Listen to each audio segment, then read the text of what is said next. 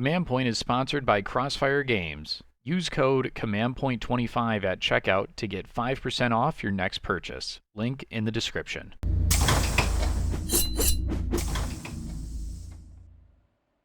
Hello, everybody, and welcome back to Command Point, and welcome to the third day of Kill Team. We're talking about one of the two teams from the Hivestorm box, specifically the Tempestus Aquilons, and I'm joined by none other than John Reese. Can you roll a crit? John, how's it going?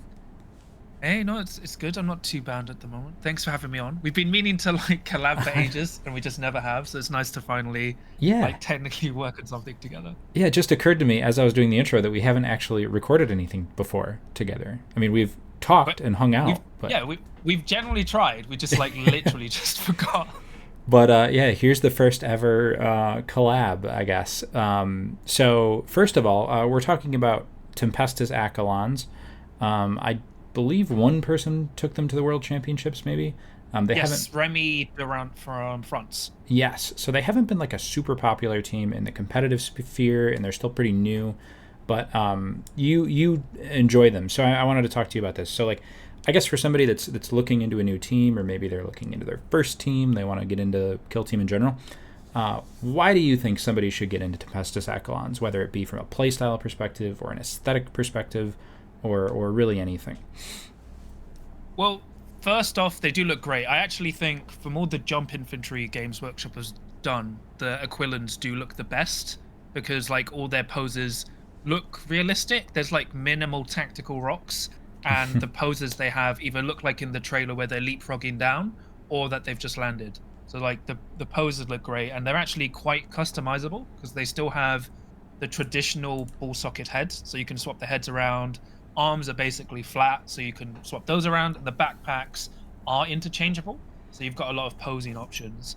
But also they have a really interesting play style, because I remember when I first watched the teaser trailer about them, we had Games Workshop kind of hinting maybe they could all drop, but the way they actually drop down I think is very unique and interesting, especially when it interacts with different kill zones, and it can actually it's basically our first kill team that does proper, what do you call it? It's a term in kill team where it's deployment denial, where they have minimal operatives on the table, but they still get their full activations. Mm-hmm. And they operate this really nice ranged, close, kind of mid-range, close range play style, but still predominantly a range team, but in a very interesting way. So I think they're quite fun for new players once you get around their main mechanics for how they operate.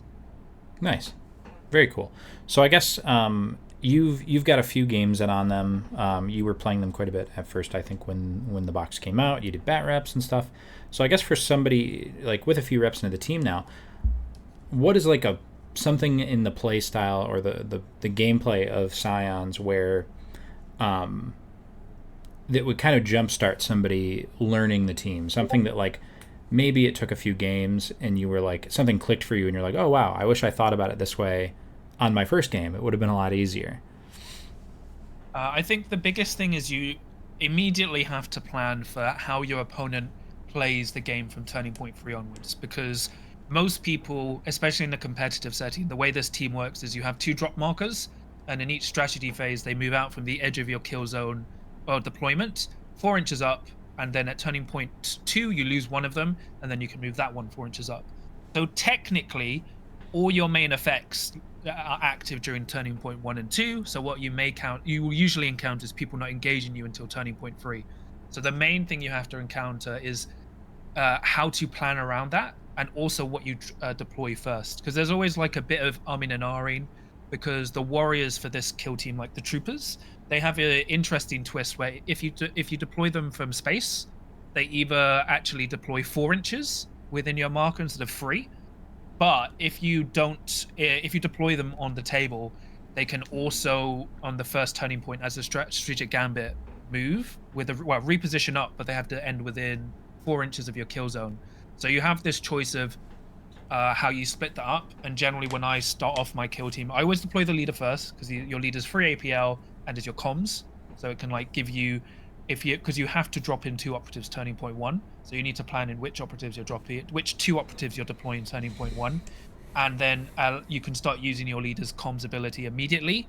And then I also like keeping 2 warriors, so I have 2 troopers who will immediately move 4 inches up, and then I actually usually keep the plasma gunner deployed because that's your most accurate long range threat that's mobile. So you can also cheekily give them free APL to maybe get a reposition dash shoot on a turning point 1 shot if your opponent plays too aggressive or leave someone too exposed. And then obviously you need to, like, one piece of equipment you always take is the ability to move one of your drop markers 4 inches horizontally, like left or right, once per game. And the biggest thing I've learned from this team is you don't have to be wholly within your marker. You just have to be on the edge, like the cusp of 3 inches. So even if you're on the line of 3 inches, you can suddenly get a huge range with that because of your 28 mil bases. And obviously you have to keep in mind, if you're touching a vantage point, you can and you have to end on top of it unless you have the space to end within, because you can spend a CP to suddenly drop within 5, but then you can't do shoot or fight actions, so it's mainly just to steal objectives. But you can really punish people even if you tell them, like, obviously it's not, I'm not telling you to like not tell the person your range of your markers, but what catches people out a lot, including myself when I've played into them and when playing them, is that you just have to be within, not wholly within, because when you can start, especially on some of the Vocus maps, suddenly you can get on top of a vantage point in a stronghold, and people usually hide inside strongholds behind the walls that are facing outwards. But when all of a sudden you end on top of the vantage looking downwards, they're not in cover, because even if they're touching flush from the wall, usually you're behind and above, and suddenly you can get a cheeky shot.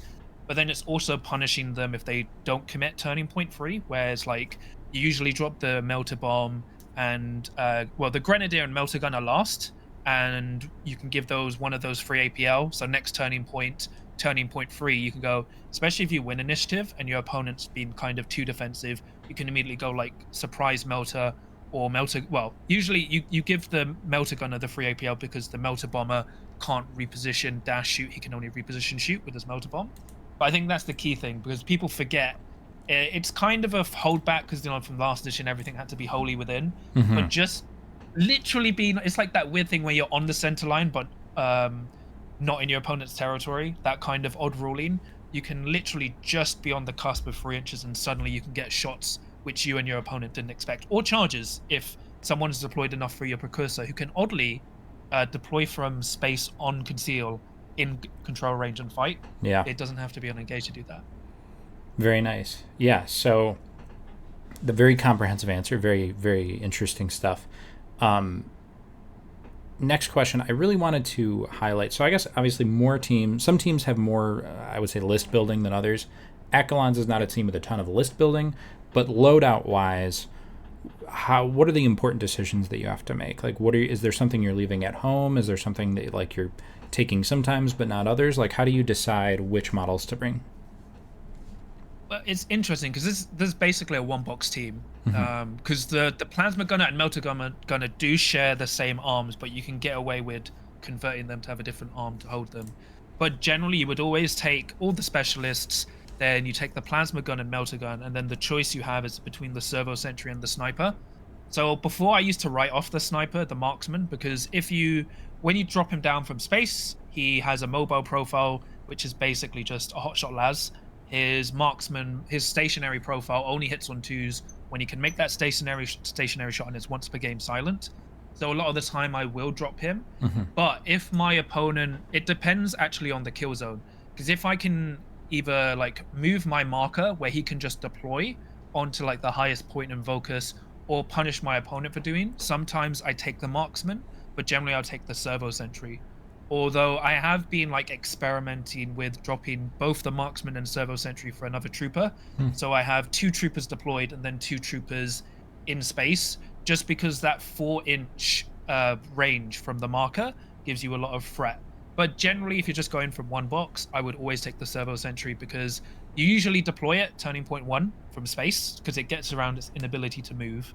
And the cool thing about it gets to fire twice with any of its guns. Generally, you're giving it the grenade launcher, but you can also give it the hotshot volley gun, because if it shoots at ready operatives, it can, I believe, get the ability to proc crits, which means then it goes from piercing crits 1 to crit to just piercing 1, Mhm. which it still hits on 4s with 5 dice, but it's a niche use. But I find the servo sentry, even though it's useless in melee, you get that onto a vantage point with 10 wounds and a 3-up save, double firing. Even though it hits on 4s, it can still benefit from all your reroll ploys. It just becomes a really annoying threat for your opponent, because especially as it has infinite range, it can like reliably hurt people from afar. And if your opponent either has to ignore it or dedicate stuff to deal it, because it has like that nice, it's almost a mini Space Marine that just shoots really badly. Yeah, and just Effectively. stands I there. I think, like it. yeah, yeah. And then for the leader, I personally give the leader the power weapon and las pistol, because there's some nice, like technically the relic bolt pistol is better for shooting, but the power weapon you just need some melee threat, because your only other melee operative is someone with daggers. So I Mhm. would always take the leader with the power weapon. I know you like technically if you're going pure shooty, you should just go with the relic bolt pistol.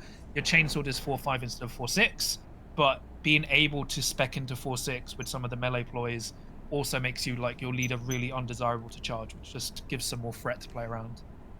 Nice. Okay. Next up, I wanted to ask you about Tac Ops. What do you like to do with Tac Ops for Aquilons? I think this might be a common answer, but it's actually plant beacons. I 'Cause figured as plant much. beacons, yeah.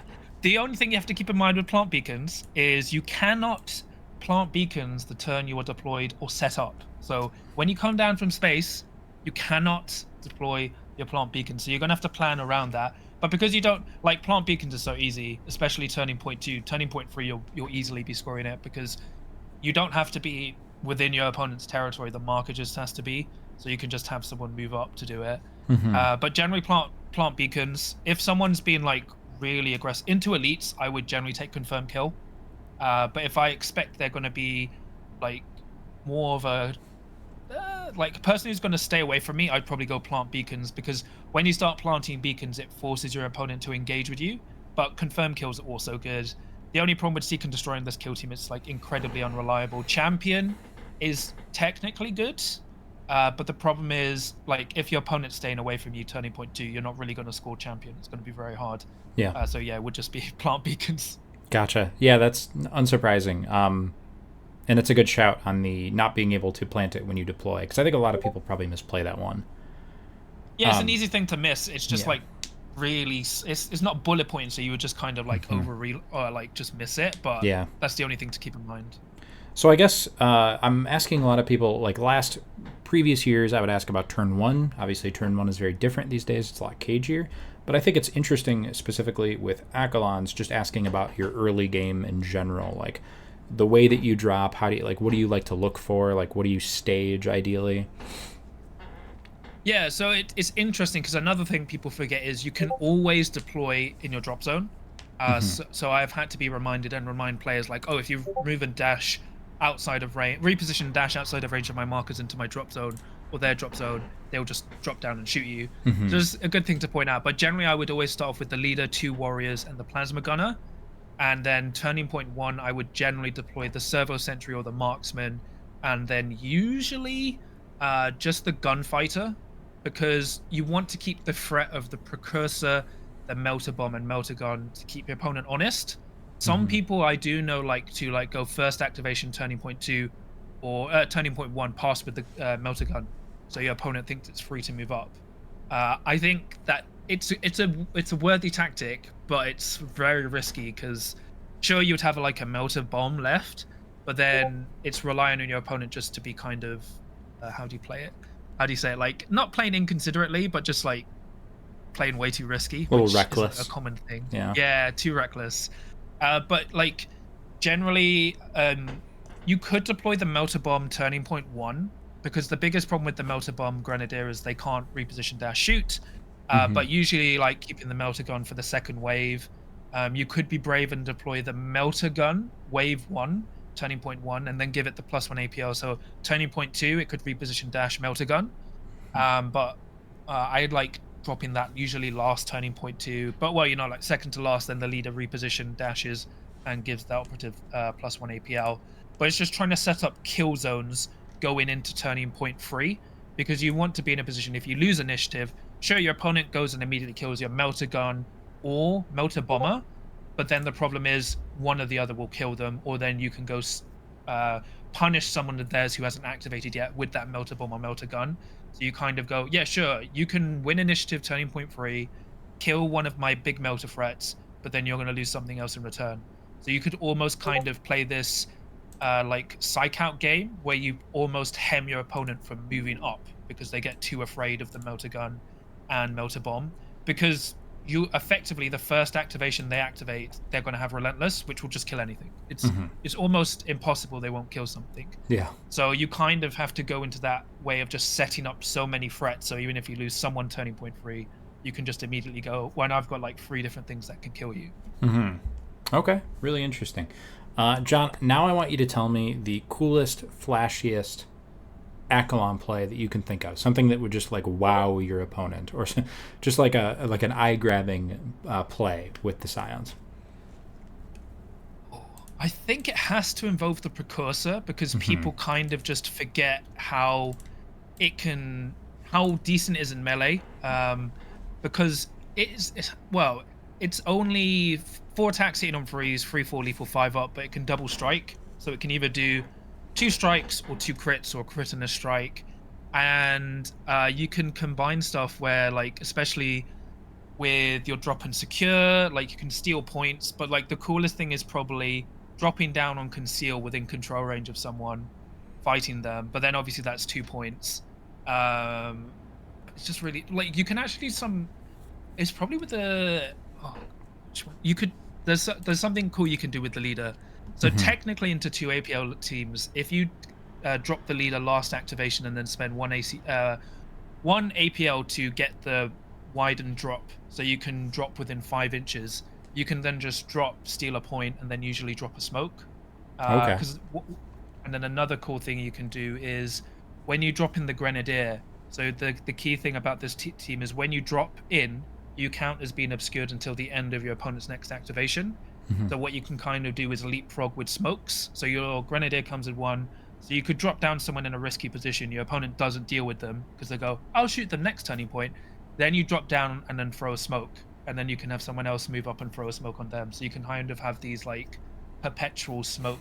Like instead of like, you know how they would, light up for where they would do bombing runs. Yes. You're kind of doing the reverse. Oh, just yeah. covering yourself in smoke flares to show where you are, but keep you completely safe. Very cool. All right, that's cool. I like that a lot. All right, so we are at the end of our interview, John. So that means I have one question left. Yes. Last year, I believe I asked favorite Christmas movie. Year before that, it was favorite Christmas song.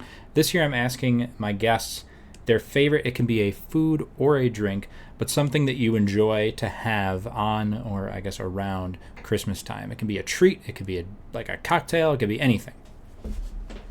Ooh. I've gotten some interesting answers for this one so far. So it's actually usually, so I'm quite a bit of a baker, so I actually usually like baking my dark chocolate fudge brownies with white chocolate chips, because I bring them, because I usually work Christmas. So I bring them in, obviously for everyone, and then I'll have 1 or 2, because I only need 1 or 2 because they're very small, but decadent. So those, because I usually now only bake them for Christmas. So they basically become my Christmas brownies. And if I go the extra step, I make them with s'mores on top, which is like full American mode. Yeah. That sounds awesome. I need to try one of those one day, John. Thank you again for coming on and joining. We're going to have to do more stuff in the future, of course. Oh, yeah, totally. Everybody that is listening, if you're not already subscribed to Can You Roll a Crit, go hop over there and do that. And if you're not subscribed to Command Point, what are you doing? We're so close to 10,000. Yeah. Go do that. Yeah, do it now. Everybody enjoy the 3rd day of Kill Team. So we had 2 Chaos teams to start the first 2 days, and then an Imperium team tomorrow. We've got something interesting for you. So tune into the 4th day of Kill Team tomorrow. And happy holidays, everybody.